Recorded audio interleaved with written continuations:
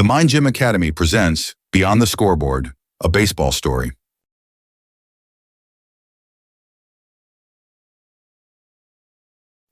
Chapter 1. A program in trouble. Clearwater High School's baseball team wasn't just bad, they were forgotten. The school's gym displayed championship banners from football, basketball, and even track. But baseball, nothing. The dugouts were faded and chipped. The outfield fence sagged in places, and the bleachers had more empty seats than filled ones. The scoreboard, which rarely had the home team leading, flickered like it was ready to quit too. It had been years since Clearwater had a winning season. Years of being the team everyone expected to lose. And last season? Rock bottom. A .321 record. A season full of blowout losses, half-hearted effort, and a team culture built on excuses. So when the longtime coach stepped down, no one was surprised. The only question was, did Clearwater baseball have a future? The first meeting. When Coach Reynolds first walked into the Clearwater locker room, he didn't see a team. He saw a group of individuals sitting in separate clusters, barely acknowledging each other. Some players had their arms crossed, already skeptical. Others scrolled on their phones, not even pretending to care. Reynolds didn't say anything right away. He just stood there watching. Then in a calm, even voice, he asked, "Why do you play baseball?" Silence. Some of the players glanced at each other, waiting for someone else to speak. Finally, one of the seniors, Jake, shrugged. "I don't know, because I've always played." A few players chuckled. Reynolds nodded. "Okay, who here wants to win?" Every hand went up. He smiled. "Funny, because last season, your record said otherwise." The laughter stopped. Coach Reynolds leaned forward. "Let's be honest with each other. Clearwater baseball is known for losing, and you're okay with that." A few guys shifted in their seats, clearly not okay with that statement. Reynolds continued, "I took this job because I believe that's not who you are, and I don't care what happened last season or the season before. What I care about is this. Are you ready to change?" Setting the standard. Reynolds grabbed a marker and walked to the whiteboard. He wrote 3 words: effort, accountability, mental toughness. "These are the things we're going to build this program on," he said. "Not talent, not luck. These 3 things." He pointed to effort first. Effort is a choice. Every sprint, every drill, every game, you control how much you give.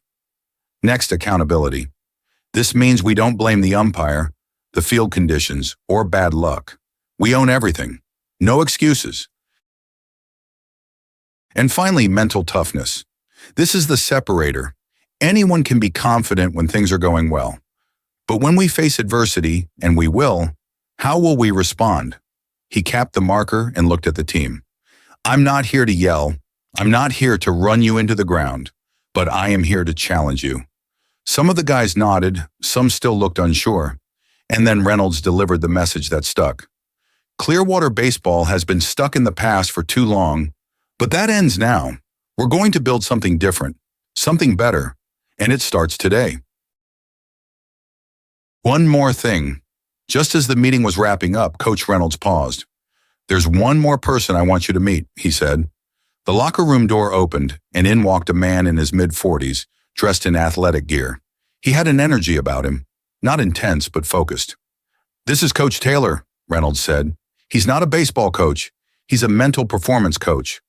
The players exchanged confused glances. "He's going to work with us on confidence, mindset, and how we approach the game. Because baseball isn't just about skill, it's about how we think." Coach Taylor smiled. "I'll keep it simple. You already have what you need to succeed. My job is to help you believe it." The start of something different. As the team walked out of the locker room, something felt different. Maybe it was the fact that Coach Reynolds didn't yell or threaten them. Maybe it was the idea of a fresh start. Or maybe, just maybe, it was the first time in years that Clearwater baseball felt like a real team. They weren't winners yet, but they weren't the same old Clearwater anymore. And that was the first step.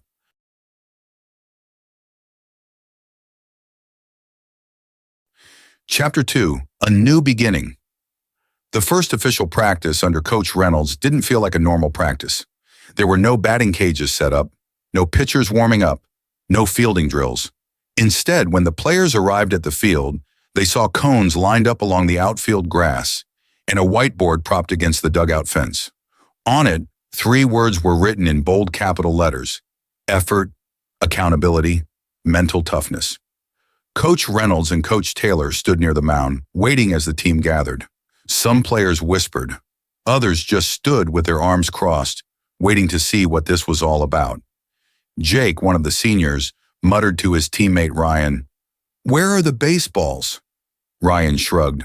"No clue. This feels weird." And then Coach Reynolds spoke. "Before we win, we work." "Fellas, before we start playing baseball," Reynolds said, "we need to talk about who we are going to be." A few players exchanged glances. "This program has been about losing for a long time. I'm here to change that. But that starts with you." He pointed to the 3 words on the board. "These aren't just words. They're our foundation. Every practice, every game, everything we do will come back to these." He turned to the players. "And today we start proving it." A few groans, more whispers. Coach Taylor stepped forward. "Some of you might be thinking, why are we talking about this? Just let us play baseball," he said. "But I'll tell you right now, talent alone won't make you great. Your mindset will." He paused, scanning the players. "Some of you don't believe that yet. That's okay. But by the end of this season, you will." The first challenge. Coach Reynolds clapped his hands.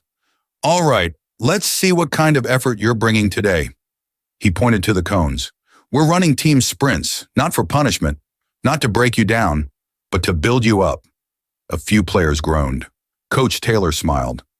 "Your reaction just now, that's mindset training. How you talk to yourself matters. Instead of saying, 'This sucks,' try saying, 'This will make us better.'" Jake muttered, "Still sucks."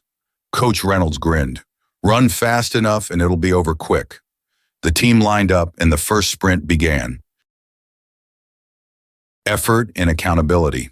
The first few sprints went as expected. Some guys pushed hard, others jogged through. Then Coach Reynolds called everyone in. "You think effort is just about running? Wrong. Effort is how you show up every single second." He pointed at Ryan. "You gave 100% that last sprint." "Solid." Then he turned to Jake. "Jake, how do you think you did?" Jake shrugged. "I finished," Coach Reynolds nodded. "And that's the problem. You didn't push yourself. You just tried to get through it." Jake tensed, expecting to be called out. But Coach Reynolds didn't yell. He just said, "I believe you have more in you." Jake was quiet for a second. Then he nodded. The first real test. After the sprints, the players were exhausted. Then Coach Reynolds gave them their first true challenge. Final sprint. But this time, the whole team has to finish in under 15 seconds. If one person falls behind, we run it again. Groans, frustration. But then something shifted. Jake turned to the team. "All right, let's go. Everyone pushes this time." It was the first time a player had stepped up. The team lined up. Coach Reynolds raised his whistle. "Ready? Go!" The players took off. Some struggled, but no one slacked off. Jake, who had jogged earlier, now pushed himself to the front. Ryan shouted, "Let's go! Keep moving." Coach Taylor watched, nodding. This was different. As the last runner crossed the line, Coach Reynolds checked his stopwatch. 14.8 seconds. They had done it, and for the first time in years, they had done it together. A new mindset. As the team caught their breath, Coach Reynolds spoke. "Every single one of you has another level inside you. You just proved it to yourself." He looked around the field. "Tomorrow we start baseball work. But today was the first step in becoming a real team." Coach Taylor added, "Champions aren't made in games. They're made in moments like this, when no one's watching, when it's just you, your team, and your effort." Jake, still breathing hard, nodded to Ryan. "That actually felt good." Ryan grinned. "Yeah, let's see if we still feel that way after tomorrow." The players laughed, but something had shifted. This wasn't just Clearwater baseball anymore. This was the beginning of something new.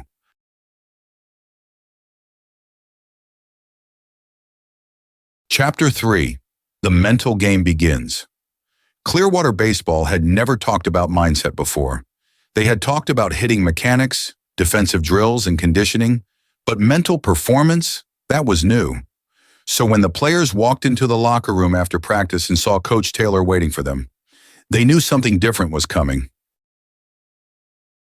Your mind is your biggest opponent. Coach Taylor stood at the front of the room, arms crossed, watching as the players sat down.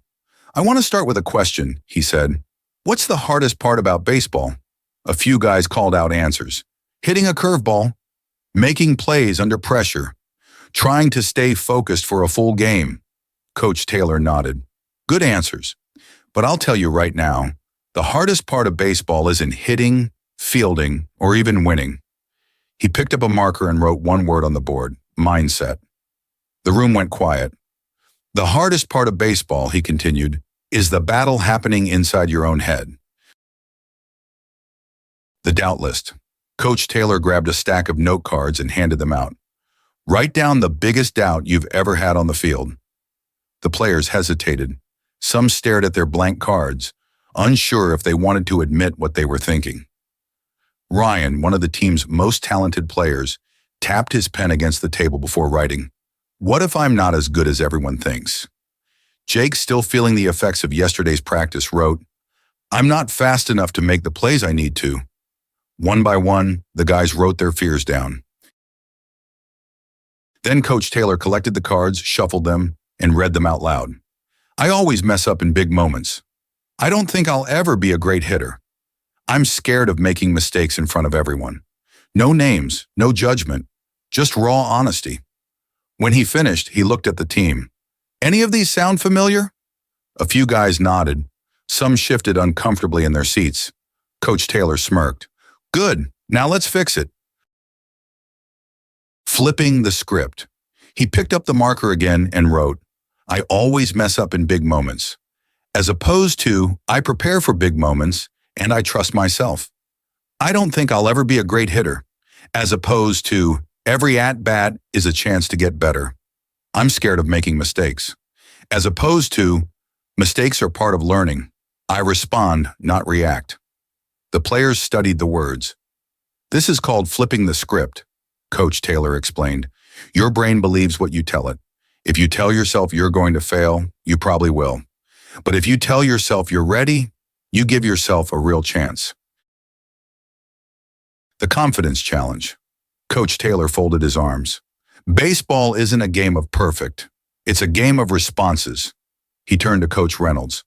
"I want to do something with them." Coach Reynolds nodded. "Let's hear it." Coach Taylor grinned.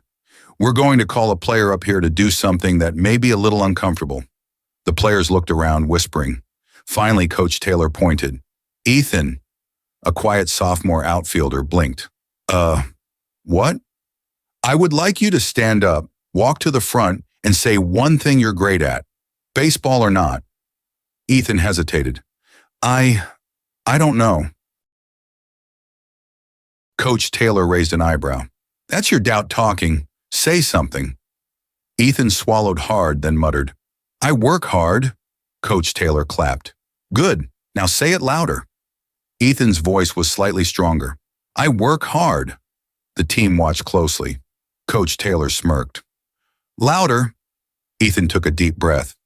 "I work hard." The team cheered.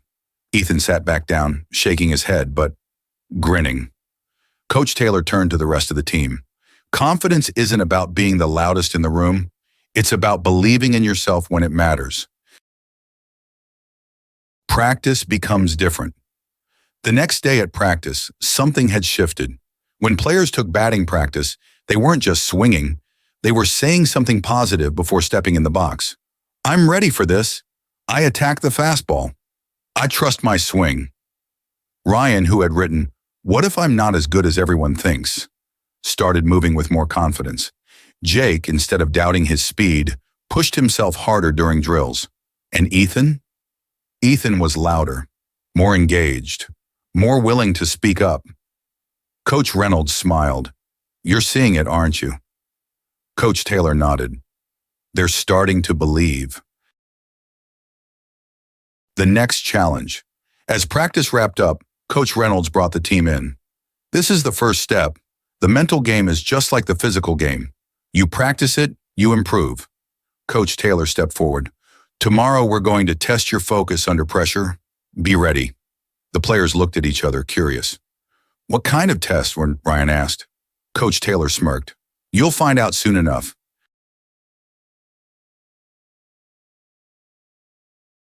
Chapter 4. The First Test. Game Day. For the first time under Coach Reynolds and Coach Taylor, Clearwater Baseball would take the field against another team. The sun hung low over the outfield as players stretched and warmed up, but there was an energy in the air that hadn't been there before. Maybe it was the new mindset. Maybe it was the culture shift starting to take hold. Maybe it was just hope, but not everyone believed yet. Pre-game nerves. Ryan sat in the dugout, tying his cleats, his leg bouncing with nervous energy. Jake, sitting next to him, noticed. "You good?" Ryan exhaled. "Yeah, just..." He hesitated. "What if we go out there and it's just the same as last year?" Jake nodded slowly. "Yeah, I get that." But then before the doubt could settle, he smirked. "But Coach Taylor would say to flip the script, right?" Ryan grumbled out a laugh. Yeah. All right, how about this? We're ready for this." Jake nodded. "We compete today." Ethan, sitting a few seats down, suddenly chimed in. "We play as one." Ryan raised an eyebrow, impressed. "All right, Ethan."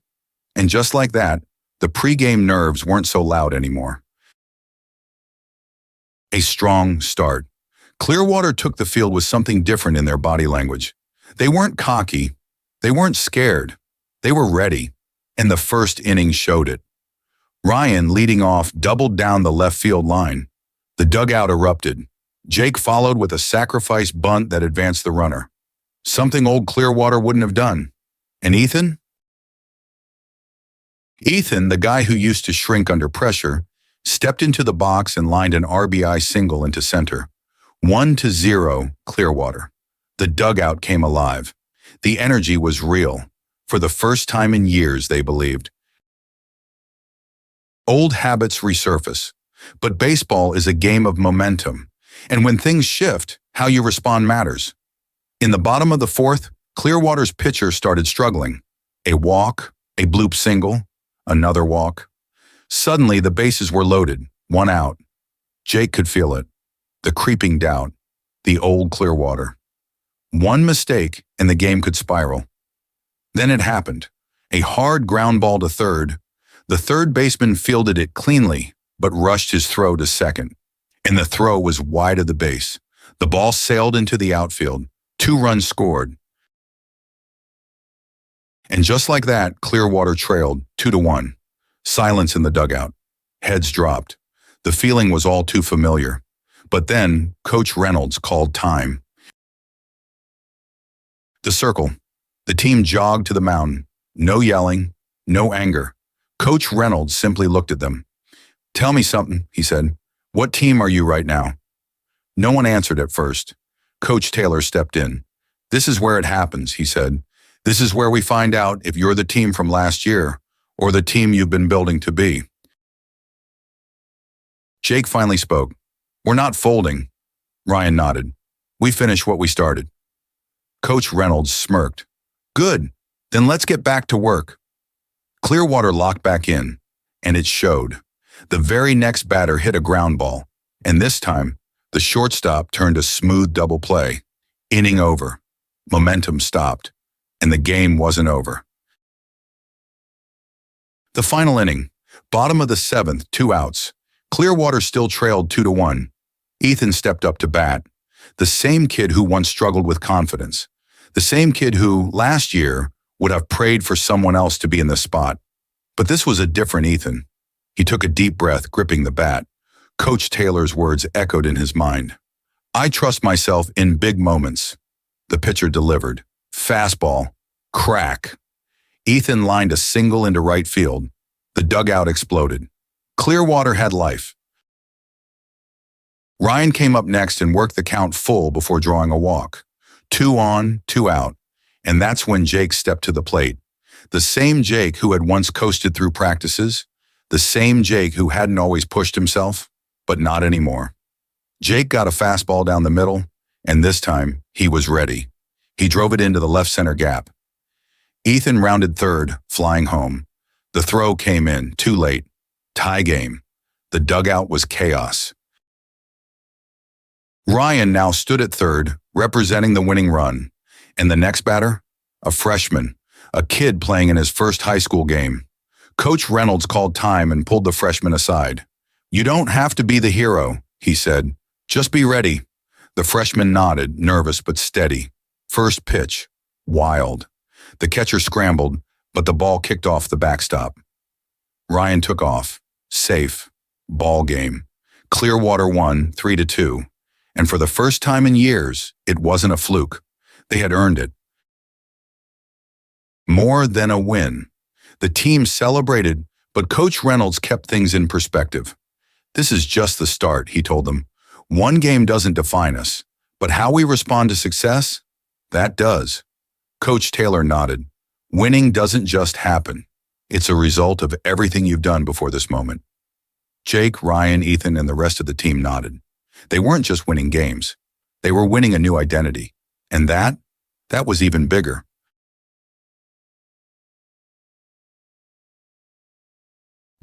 Chapter 5. The Culture Shift. Winning felt different. For years, Clearwater had been stuck in a cycle. Losing, frustration, and going through the motions. But after their 3-2 comeback victory, something changed. Practice wasn't just something they had to do anymore. It became something they wanted to do. The energy in the dugout was different. The way they carried themselves was different. And Coach Reynolds noticed. Accountability becomes the standard. 2 days after the game, practice was about to start. As usual, players jogged onto the field, throwing warm-up tosses and stretching. But Coach Reynolds watched closely. Then he blew his whistle. "Everyone in!" The players gathered around, breathing hard. Coach Reynolds folded his arms. "Who can tell me what's wrong?" Silence. Finally, Jake spoke. What do you mean?" Reynolds pointed toward the outfield. "2 players walked to warm-ups instead of jogging." Jake glanced over. He hadn't noticed. Neither had most of the team. Reynolds nodded. "A week ago, I would have let it slide. But that's not who we are anymore." He turned to the team. "Do we hold each other accountable, or do we let the little things go?" Ryan stepped forward. "We hold each other accountable." Reynolds gestured toward the 2 players. "Then handle it." Ryan and Ethan walked over. Instead of yelling, they simply said, "We don't do that anymore." And without hesitation, the 2 players nodded and took off jogging. No excuses, no attitude, just accountability. Coach Reynolds smiled. "Now we're getting somewhere." Coach Taylor's next lesson. After warm-ups, Coach Taylor gathered the team by the dugout. "Today," he said, "we're talking about the difference between a me player and a we player." He wrote 2 columns on the whiteboard, a me player and a we player. Under the me player, he wrote, "Focuses only on stats, blames others for mistakes, plays for themselves." Under the we player, he wrote, "Celebrates teammates' success, takes ownership of mistakes, competes for the team." He turned to the players. "Be honest. Which one describes the old Clearwater?" Jake didn't hesitate. "Me players." Coach Taylor nodded. "But what about now?" Silence. Then Ethan, the once quiet outfielder, said, "We're getting there." Coach Taylor grinned. "Exactly. And today we're going to prove it." The We Over Me Challenge. Coach Reynolds split the team into 2 groups. Each group had 1 challenge. A relay competition, fielding grounders, making clean throws, and finishing with a sprint to home plate. But there was a twist. "Here's the catch," Reynolds said. "If anyone on your team makes an error or falls behind, you don't yell at them. You lift them up." The players nodded, ready. First round, the first team struggled. A bad throw sent a ball sailing into right field. But instead of groaning, their teammates clapped and encouraged them. The second team didn't talk at all, and their energy felt flat. Coach Taylor paused the drill. Who played with more energy? The answer was obvious. The first team, even though they had mistakes, felt stronger. This is what a we team does, Coach Taylor said. It's not about being perfect. It's about how you respond. The next round, the second team fixed their energy. They cheered louder. They high-fived after every play. They felt like a team. By the end of practice, the entire squad was bought in. This was their new culture, and it was starting to feel real.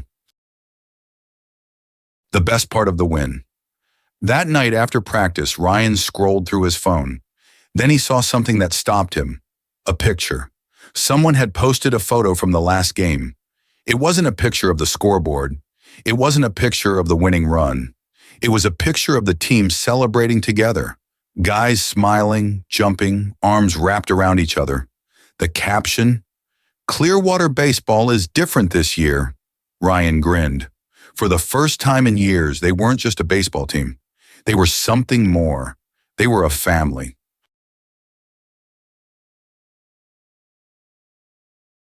Chapter 6, Setback and Response. Winning felt good. For the first time in years, Clearwater Baseball wasn't a joke. The energy in the dugout was different. The confidence in the players was real. The belief in each other was growing. But momentum is fragile. And the first real test, it was coming. The wake-up call. Clearwater walked into their next game expecting to win. They weren't cocky, just confident. They had worked hard.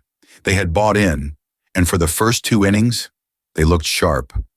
Ryan roped a double in the first. Jake made a diving stop at shortstop. The pitcher, a senior named Christian, retired 6 straight batters.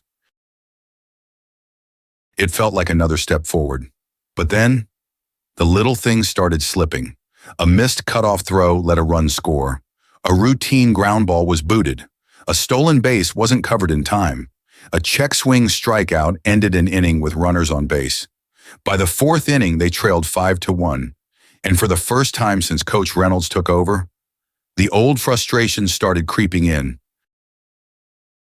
Breaking point. Bottom of the 5th. 2 outs. Clearwater had a chance to escape the inning without damage. Then it happened. A hard grounder to third. Routine play. The third baseman, a junior named Chris, fielded it cleanly, but hesitated. Instead of firing to first, he double-clutched. And that was enough time for the runner to beat it out. More frustration. Ryan muttered, "Come on, man." Chris heard it. He slammed his glove against his leg. "Shut up, dude. I already know I messed up." Jake shook his head. "Then make the play next time." Chris glared. "Why don't you shut up and worry about yourself?" And just like that, the cracks started to show. Post-game tension. Final score. Clearwater loses 8-2. It was their first loss of the season. No one spoke as they walked toward the dugout. Jake slammed his helmet down. Ryan kicked at the dirt. Chris pulled off his glove and muttered, "Whatever, man. It's one game." Jake turned to him.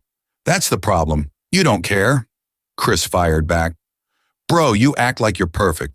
You struck out twice. Where's that same energy for yourself?" Ryan sighed. "Can we not do this?" Chris scoffed. "Nah, let's do this. You all want to hold me accountable, but when one of you messes up, it's all good?" Tension thickened. Then a voice cut through the noise. Coach Reynolds. "Everyone, dugout. Now." The meeting. The team sat on the dugout bench. No one looked at each other. No one said a word. Coach Reynolds folded his arms. "This is the first time we've had to deal with a loss," he said. "And I'm telling you right now, this moment is more important than any win." No one spoke. Coach Taylor stepped forward. "There's 2 ways you can go from here," he said. "You can blame each other. You can let this turn into the same old Clearwater." He let that sink in. "Or you can figure out how to respond." Owning it. Coach Reynolds pointed to the scoreboard. 8-2. That's what happened. You can't change it. Then he looked at Chris. "What happened on that ground ball?" Chris exhaled. "I hesitated. Should have just made the throw." Reynolds nodded. And what did you do after? Chris swallowed. Got mad. Started arguing instead of locking back in. Coach Taylor nodded. So what's the lesson? Chris was quiet for a second. Then he said, next play mentality. Own it and move on. Coach Reynolds smirked. Now we're getting somewhere. Then he turned to Jake. What happened in the dugout? Jake hesitated. Then to his credit, he owned it. I was frustrated. I called Chris out, but I could have handled it better. Reynolds nodded. Chris, did it bother you? Chris sighed. Yeah, I already knew I messed up. I didn't need to hear it from my teammate like that. Reynolds looked at Jake. Did you mean to help or just vent? Jake exhaled. I was venting. Coach Taylor stepped in. This is how good teams separate from bad ones. You need accountability, but you also need trust. If you don't trust that your teammates want what's best for you, every mistake will feel like a personal attack. The team absorbed that. Coach Reynolds let the silence hang. Then he smiled. So we're learning. The response. Before dismissing the team, Coach Reynolds asked one last question. How do we want to respond to this? Jake spoke first. We learn from it. Ryan added, we stick together. Chris hesitated. Then quietly he said, we play for each other. Coach Reynolds grinned. I like that. Then he turned toward the outfield. All right, get out there. One final sprint together. The team groaned, but they jogged out anyway. And when they lined up, there was no bickering. Just teammates learning from a loss. And when they finished, Coach Reynolds smiled. This is why we're going to be different. Because it wasn't about the loss. It was about how they responded. In Clearwater, they weren't backing down.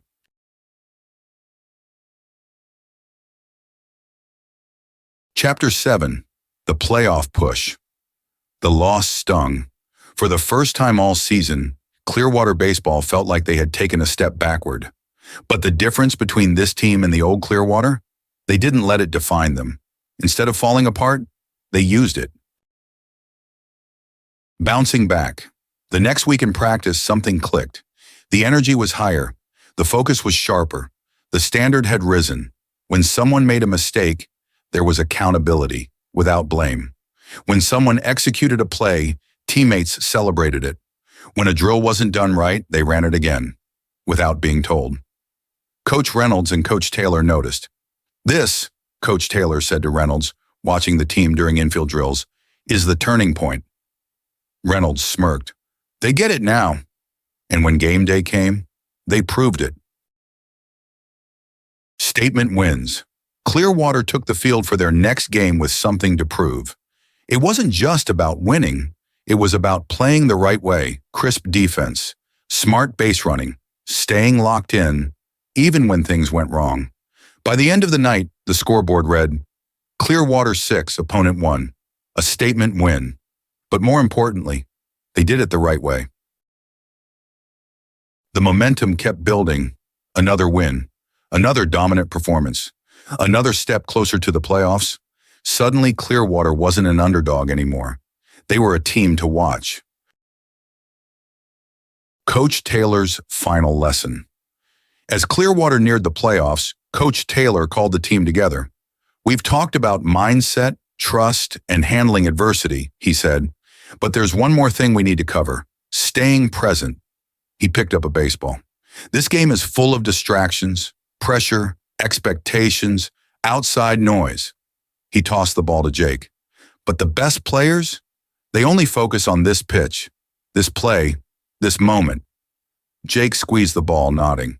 Pressure only exists when you start thinking about things outside your control. He pointed to the outfield fence. That scoreboard? You can't control it. He pointed at the opposing dugout. The other team, you can't control them. Then he tapped Jake's chest. But this you can control. The team absorbed the message. Play one pitch at a time, Coach Taylor said. That's how great teams win. And Clearwater? They were ready. Clinching the playoffs. Final game of the regular season. Win, and Clearwater locks in a playoff spot. lose, and they need help from other teams. The pressure was real, but this team had changed. And when the game started, they played free, aggressive at the plate, sharp defense, calm under pressure. Ethan, the once quiet outfielder, made a diving catch to save a run.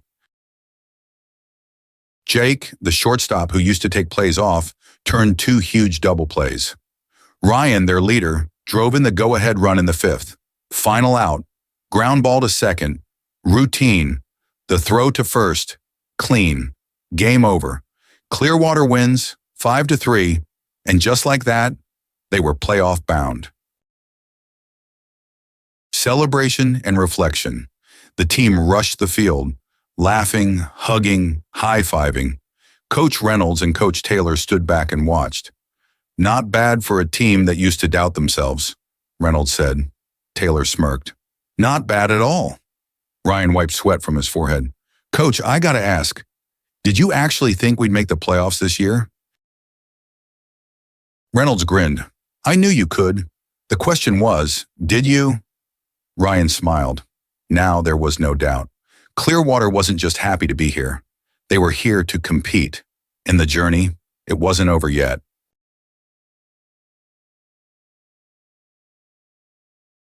Chapter 8, The Playoff Run.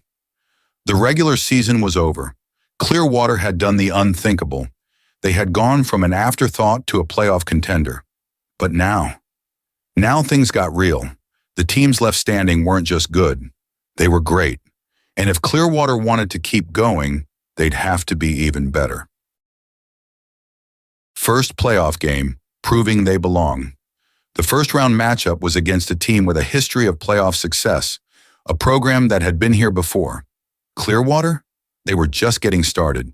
But from the first pitch, it was clear. They belonged. Ryan led off the game with a single and later scored. Jake turned another clutch double play to stop a rally. Ethan made a leaping grab in right field that saved 2 runs. It was a back-and-forth battle. By the top of the 7th, Clearwater clung to a 4-3 lead. 1 inning to go, 3 outs to get. Pressure? Nope. This team had been built for this. The first batter lined out to short, 1 down. The next hitter worked a long at-bat but struck out on a high fastball. 2 down. Then came the final batter, a deep fly ball to left field. Clearwater's left fielder sprinted back, tracking, caught. Game over. Clearwater wins. For the first time in over a decade, Clearwater won a playoff game, but they weren't done. Not yet. The quarterfinal battle. The second-round opponent was tougher, faster, stronger, more experienced. But Clearwater didn't care. They stuck to their identity, 1 pitch at a time, 1 play at a time, 1 moment at a time. The game was tight. Clearwater fell behind early, 3-0, but they had learned how to respond. Jake's RBI double got them on the board. A sacrifice fly from Ethan made it 3-2. A clutch hit from Ryan tied the game in the 5th. And in the bottom of the 6th, a freshman, a kid who barely played all season, stepped up with the go-ahead hit. Clearwater, 5-3. The final 3 outs, pure execution. A ground ball to third, a pop fly to center, a strikeout to end it. Clearwater moves on. 2 playoff wins, 1 step closer.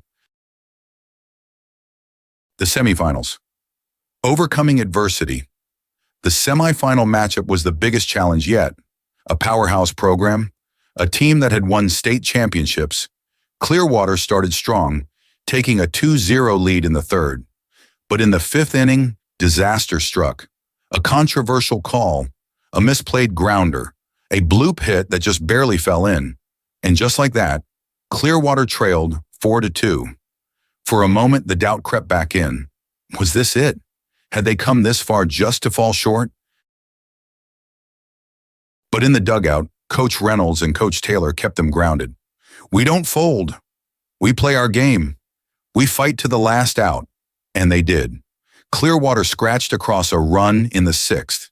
Then in the 7th, they put 2 runners on base. 2 outs. Ryan stepped up. The senior leader, the heart of the team. And on a 1-2 count, he lined a single into right field. Tie game. The dugout erupted. A few pitches later, a wild pitch. The go-ahead run scored. Clearwater was 3 outs away from the state championship game. They locked in. They shut it down. Final out, a slow roller to second, fielded cleanly, throw to first, ball game.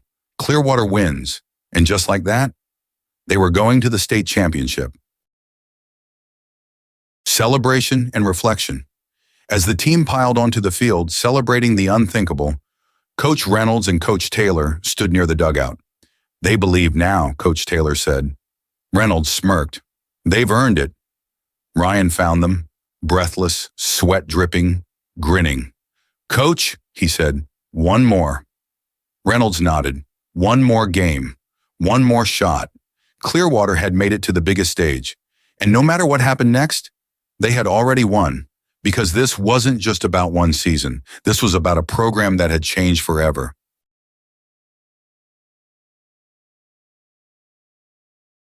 Chapter 9. The State Championship. The morning of the biggest game in Clearwater baseball history was different. There were no nervous whispers, no tension in the locker room. Instead, there was calm confidence. Not cockiness, not arrogance, just belief. The team knew who they were now, and no matter what happened tonight, they were proud of the journey. But still, they wanted one more. Pre-game speech. The team sat in the dugout, waiting for Coach Reynolds to speak. He paced for a moment, then stopped and looked at them. You already won, he said simply. Some players looked confused. Coach Taylor smirked, but stayed quiet, letting Reynolds explain. You don't need a trophy to prove who you are. You've already done that. He gestured around the dugout. Look at where we are. A year ago, Clearwater baseball wasn't even a conversation. Now, you're playing for a championship. That didn't happen because of luck. It happened because you built something special. He paused, letting it sink in. So tonight, just play. Play like we always do. Play for each other. Play one pitch at a time. He smiled. And let's see what happens. The players nodded. Jake clenched his fist. Let's go win this thing. Ryan smirked. Yeah, one more. The first pitch. The stadium lights blazed down on the field as Clearwater took the field for warm-ups. The crowd was electric. Fans from their town, students, parents, even former players who never thought Clearwater baseball would see this stage. The opponent, a powerhouse program that had been here before. They expected to win, but Clearwater, they expected to compete. And when the first pitch was thrown, they proved it. Trading punches. The first 3 innings were a battle. Clearwater struck first. Ryan lined an RBI single to give them a 1-0 lead. The opposing team answered immediately, tying it 1-1. Both pitchers settled in, trading zeros. Neither team blinked. It was a true championship fight. The big inning. In the bottom of the 5th, the opponent finally broke through. A bloop single, a seeing eye ground ball, a stolen base. Suddenly, they had runners on second and third with 1 out. Clearwater's defense tightened up. Jake made a great play in the hole at shortstop to keep a run from scoring. But with 2 outs, their opponent delivered a clutch hit up the middle. 2 runs scored. Clearwater trailed 3-1. For a moment, the pressure was real. But then Ryan gathered the team near the mound. Breathe, he said. We're fine. Coach Taylor clapped from the dugout. 1 pitch at a time. Clearwater escaped the inning without further damage. Now they had 2 innings left to fight back. One last rally. Top of the 6th. Clearwater needed base runners. Ethan, once the quietest player on the team, led off with a single. Jake followed with a perfect bunt, beating the throw to first. Suddenly, the tying run was on base. The dugout came alive. Ryan stepped up, locked in. He had been here before. He got a fastball over the plate and crushed it. The ball shot into the right center gap. Ethan scored. Jake raced home. Tie game. 3-3. The Clearwater section of the crowd exploded. Momentum had shifted. 1 inning left. The final frame. The championship game came down to the final out. Clearwater's closer took the mound. The other team had the winning run on second. The batter sent a rocket up the middle. For a moment, it looked like it would get through. But Jake, Clearwater's shortstop, ranged deep into the hole. He backhanded the ball, spun, and fired to first. A bang-bang play, safe. The runner from second never stopped running. Clearwater's first baseman fired home. The ball arrived just as the runner slid. The catcher applied the tag. A cloud of dust. The umpire raised his arms. Safe. Game over. Clearwater had lost, 4-3. For a moment, the stadium was silent. And then, something unexpected happened. The moment that mattered most. The Clearwater dugout didn't collapse. They didn't hang their heads. Instead, they walked onto the field together. Ryan, Jake, and Ethan shook hands with the other team. They congratulated them. They held their heads high. Because this wasn't a loss. This was proof. Proof that Clearwater baseball was back. Proof that they belonged. Proof that they had built something real. As they gathered in the dugout, Coach Reynolds looked around at his team. "You left everything on the field," he said, "and that's what champions do." Jake wiped sweat from his forehead. "Hurts, though." Coach Taylor smiled. "That's because you care, and that's a good thing." Ryan exhaled. "I just wish we had one more inning." Reynolds grinned. "Then let's get back here next year and take it." The players nodded. The dream wasn't over. This was just the beginning.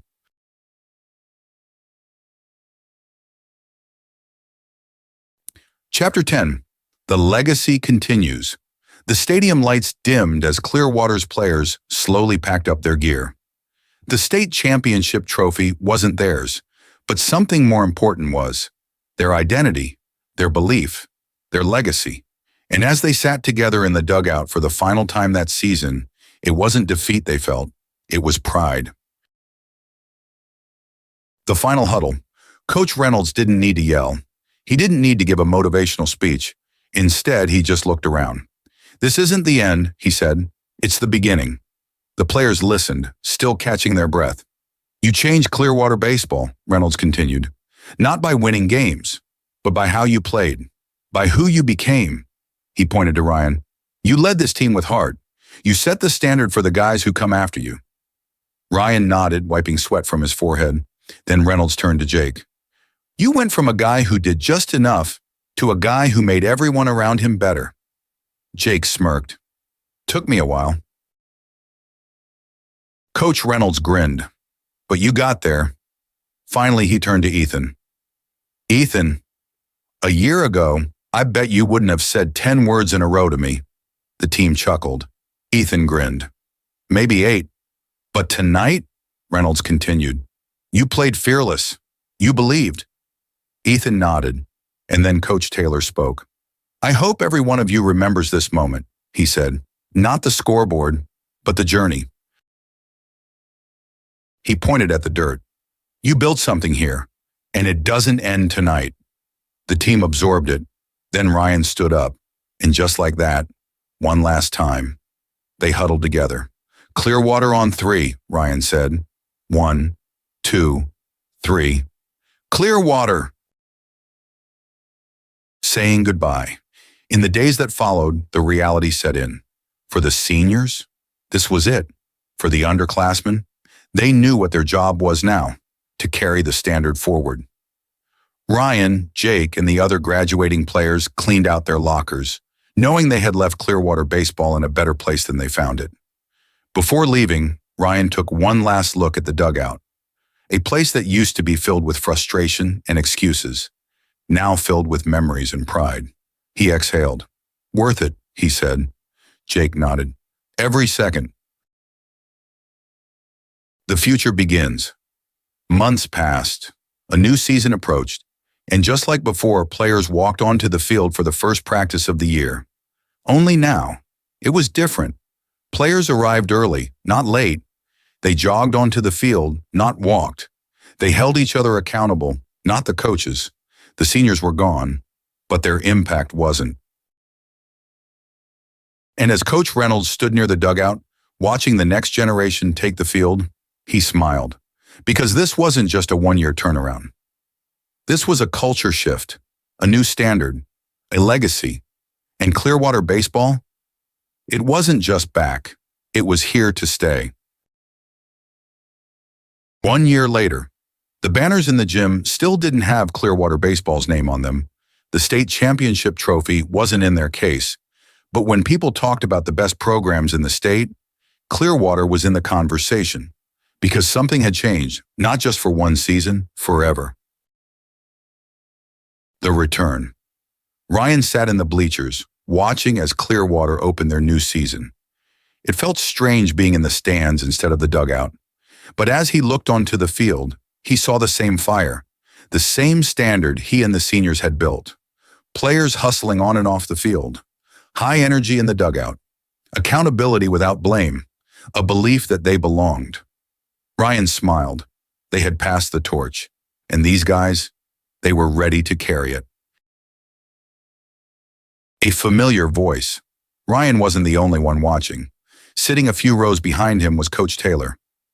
"Feels different now, doesn't it?" Taylor said. Ryan turned and grinned. "Yeah, it feels good." Taylor nodded. "Culture does that. It doesn't leave when players do." Ryan exhaled. "I miss it, though." Taylor smirked. "That's how you know it mattered."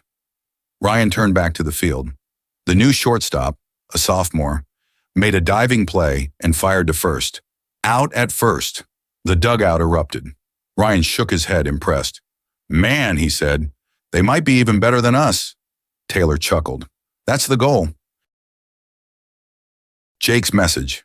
A few days later, Ryan got a text. "Jake, you see the game? This team is legit."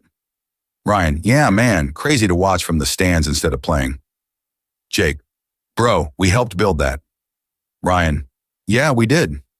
He thought for a second. Then he typed, "Ryan, worth it?" Jake's response came fast. "Jake, every second."